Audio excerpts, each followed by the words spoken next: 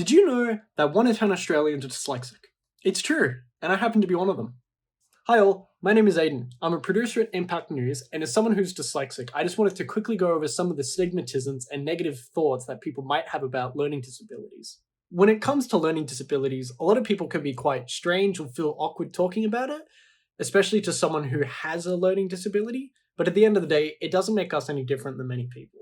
It only really means that we might need a couple of extra minutes just to do certain tasks or understand certain things. Or we might even need help just reading something and making sure that we did understand it correctly.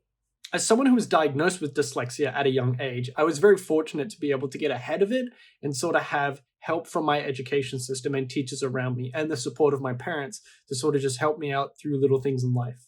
A few tips that I've actually learned along the way from being dyslexic is much more simpler than you think it would be. And it can just be little tiny things. Things like highlighting a sentence, having a document printed in color, just having even a transparent colored folder to help me read and just make sure that my brain is properly registering and understanding what's written down. I've been very fortunate that in the education system I grew up with, I was able to get the support that I needed. But unfortunately, a lot of people in schooling don't. And that's a really heartbreaking thing to hear. I've had experiences with other people with learning disabilities, and a lot of them have had a negative impact or have negative thoughts towards schooling in their lives because they weren't given support they needed or didn't find out about their learning disabilities until much later in their life. And let's not forget, there are some incredible people with learning disabilities, especially with dyslexia. Legends like Jim Carrey, Cher, Richard Branson, Jennifer Anderson, Keanu Reeves, even Tom Cruise.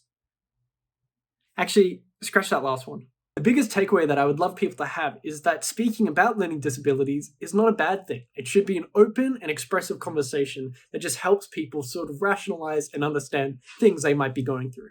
Learning disabilities doesn't mean that somebody is worse or lacks the capability of doing something else. It just means that people like myself might just need an extra minute or two just to read a document, sit an exam, or just understand the question that's being put to us.